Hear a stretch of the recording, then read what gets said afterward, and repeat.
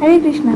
সকল বৈষ্ণব চরণে আমাদের দণ্ডবোধ প্রণাম জানিয়ে আজকের এই ভিডিওটা আমি শুরু করছি। তো দিনটি ছিল 29শে মার্চ 2026, গুরু মহারাজের 77তম ব্যাস পূজা। আর সেই উপলক্ষে আমরা চলে গিয়েছিলাম শ্রীধাম মায়াপুরে ইস্কন মন্দিরে। সেখানে অনেক বড় করে গুরু মহারাজের ব্যাস পূজা উদযাপন করা হয়েছিল। তো এখন মন্দিরে দেখতেই পাচ্ছেন আপনারা অনেক ভিড়। চলুন ফার্স্টে ভগবান দর্শন করাই আপনাদেরকে, তারপরে যাব প্যান্ডেলের ওখানে। আর ওখানে প্রচুর ভিড় রয়েছে, সেটা আশা করি আপনারা এতক্ষণে আমার অন্যান্য ভিডিও দেখে বুঝতেই পেরে গিয়েছেন। তো এটা হচ্ছে লং ভিডিও, আমার পোস্ট করতে একটু দেরি হচ্ছে, আসলে এডিটের অভাবে আমি পোস্ট করতে পারছিলাম না। তো অল্প অল্প করে ক্লিপগুলো নেওয়া ছিল, তো তার জন্য এই ভিডিওটা পোস্ট করতে পারছি না।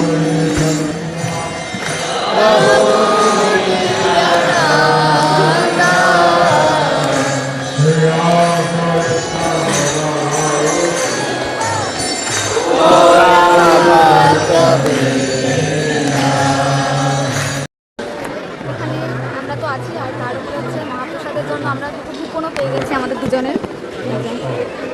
গদা প্রসাদম হল, টাইম 1:30, টাইম হলে তারপরে আমরা যাবো। এখন মহারাজের ক্লাস করছে এখনো পর্যন্ত। মাঝে আমরা বাড়ি গিয়েছিলাম, যেহেতু ভাগবত ঘুমিয়ে পড়েছিল, ওর ড্রেস চেঞ্জ করা এবং ওকে খাওয়ানো সব কিছু করিয়ে আবারও আমরা চলে এসেছি। তারপরে মন্দিরে এসে আমরা লাইন দিয়ে দিয়েছি, লম্বা বড় একটা লাইন ছিল, সেটা পার করতে করতে অনেক কষ্টে ধীরে সুস্থে আমরা ঘেমেই চান করে চলে গিয়েছি ভিতরে। আর মহাপ্রসাদে কী কী ছিল সেটা আমি অবশ্যই তোমাদের সাথে শেয়ার করতে পারলাম না, কারণ আমার কীভাবে যেন ওগুলো সব ডিলিট হয়ে গেছে।